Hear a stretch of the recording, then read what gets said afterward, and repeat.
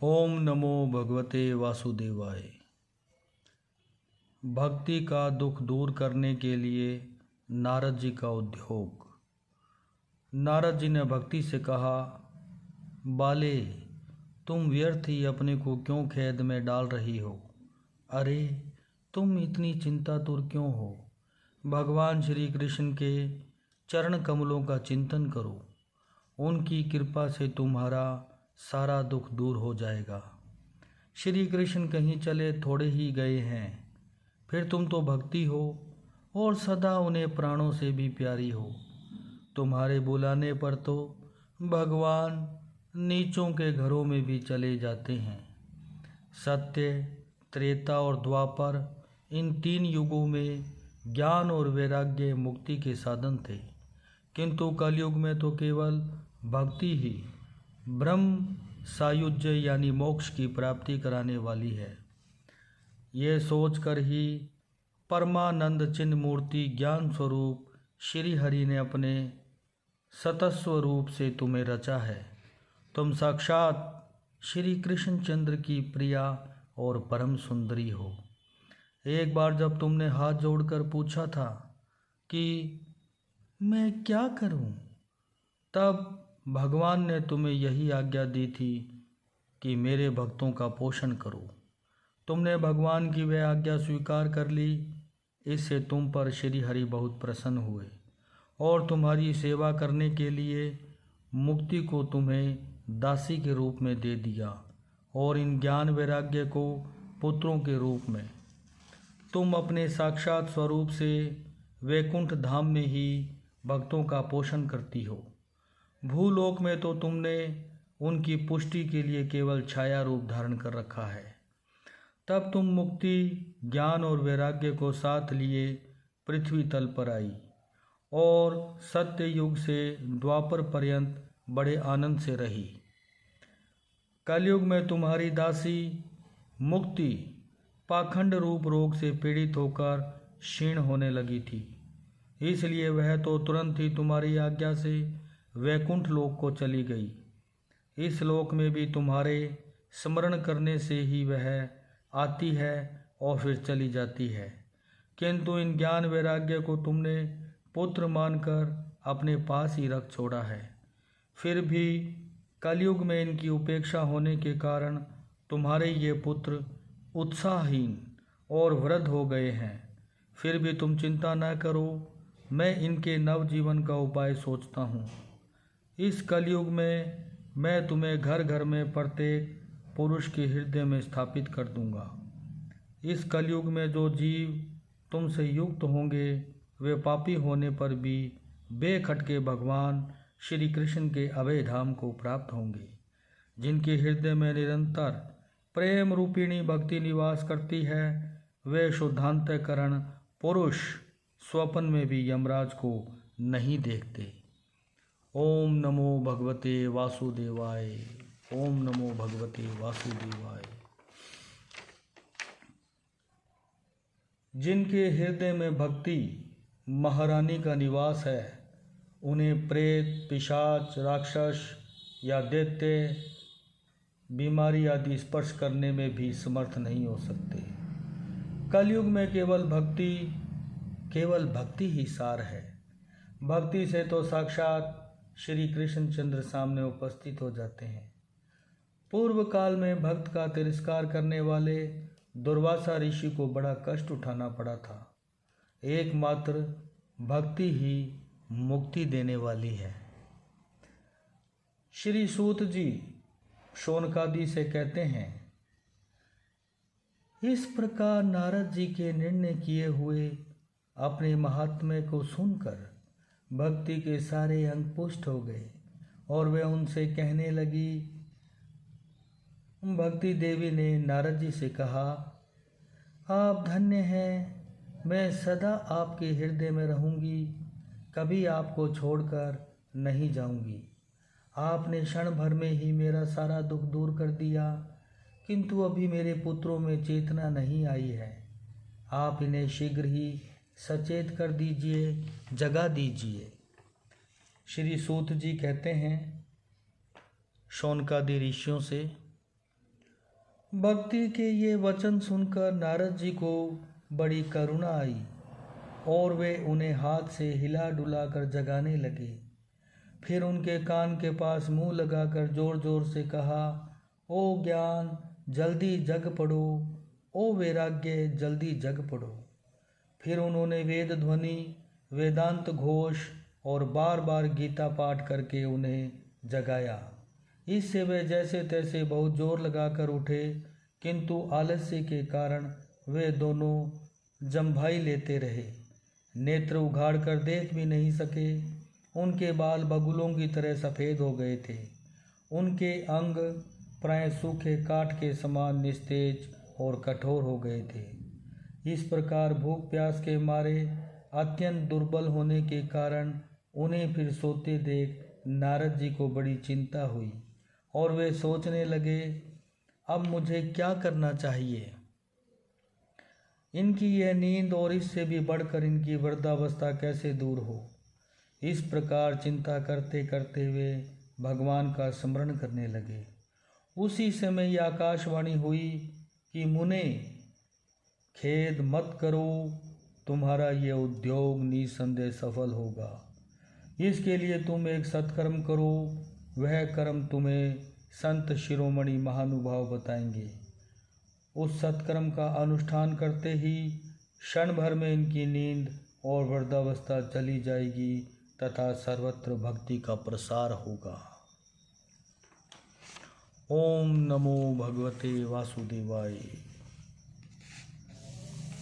ओम नमो भगवते वासुदेवाय।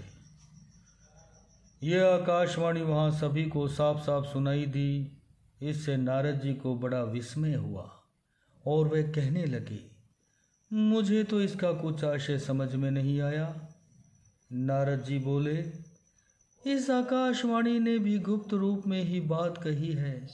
ये नहीं बताया कि वह कौन सा साधन किया जाए जिससे इनका कार्य सिद्ध हो। वे संत न जाने कहाँ मिलेंगे और किस प्रकार उस साधन को बताएंगे।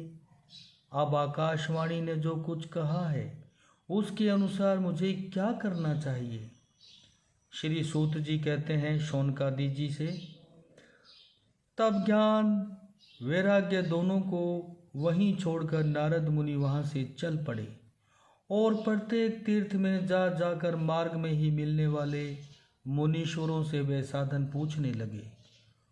उनकी उस बात को सुनते तो सब थे, किंतु उसके विषय में कोई कुछ भी निश्चित उत्तर ना देता।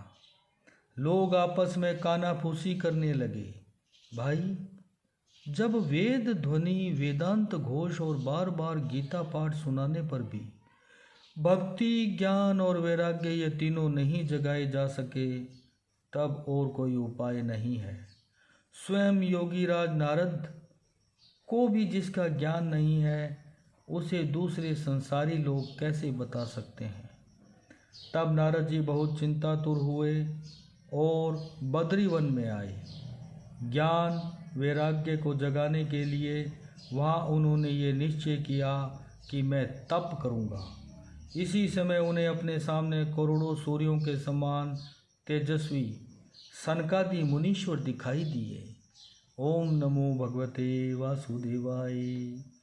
नारद जी ने सनकादि मुनीश्वरों से कहा, महात्माओं, इस समय बड़े भाग्य से मेरा आप लोगों के साथ समागम हुआ है। आप मुझ पर कृपा करके शीघ्र ही वह साधन बताइए। आप देखने में 5-5 वर्ष के बालक से जान पड़ते हैं, किंतु हैं पूर्वजों के भी पूर्वज।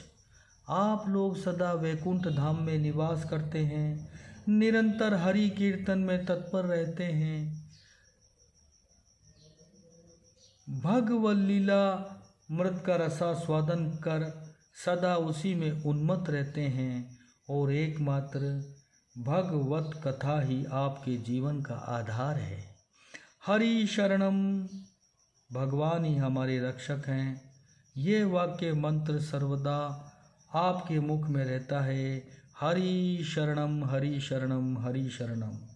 इसी से काल प्रेरित वृद्धावस्था भी आपको बाधा नहीं पहुंचाती।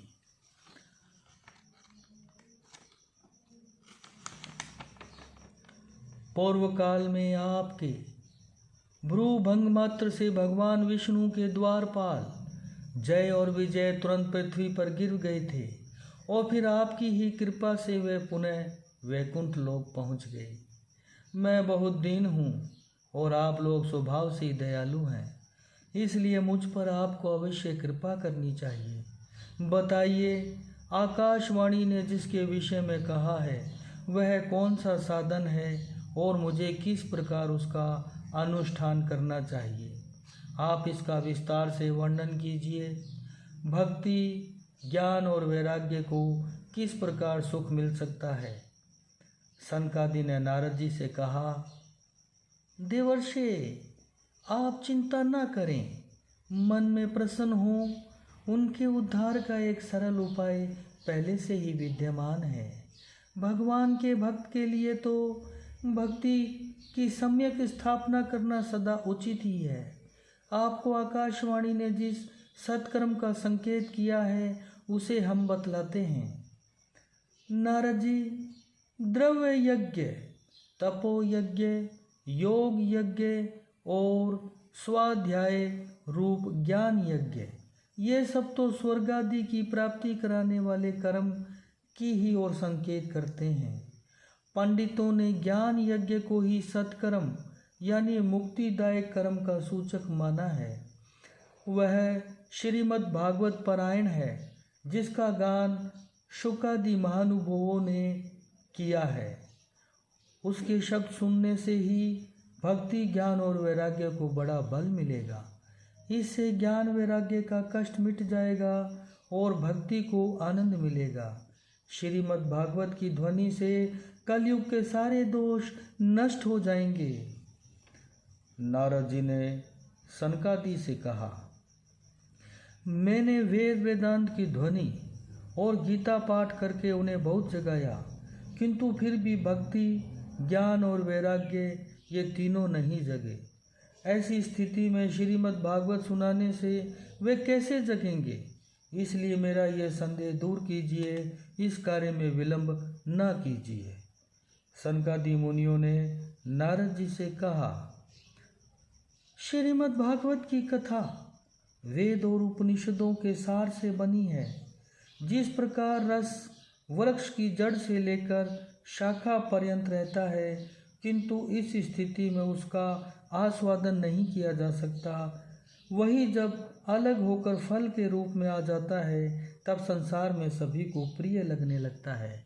ओम नमो भगवते वासुदेवाय। दूध में घी रहता ही है, किंतु उस समय उसका अलग स्वाद नहीं मिलता।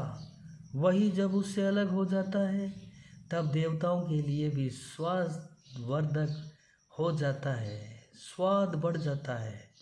ऐसे ही ये भागवत की कथा है। ये भागवत पुराण वेदों के समान है। श्री व्यास देव ने इसे भक्ति, ज्ञान और वैराग्य की स्थापना के लिए प्रकाशित किया है। पूर्व काल में जिस समय वेद वेदांत के पारगामी और गीता की भी रचना करने वाले भगवान व्यास देव खिन्न होकर अज्ञान समुद्र में गोते खा रहे थे, उस समय अब आपने यानी नारद जी आपने ही उन्हें 4 श्लोकों में इसका उपदेश किया था। फिर इसमें आपको आश्चर्य क्यों हो रहा है जो आप हमसे प्रश्न कर रहे हैं? आपको उन्हें शोक और दुख का विनाश करने वाला श्रीमद् भागवत पुराण ही सुनाना चाहिए। नारद जी ने सनकादि से कहा, महानुभावों, आपका दर्शन जीव के संपूर्ण पापों को तत्काल नष्ट कर देता है और जो संसार दुख रूप दावानल से तपे हुए हैं उन पर शीघ्र ही शांति की वर्षा करता है। आप निरंतर शेष जी के 1000 मुखों से गाए हुए भगवत कथा अमृत का ही पान करते रहते हैं। ओम नमो भगवते वासुदेवाय। ओम नमो भगवते वासुदेवाय।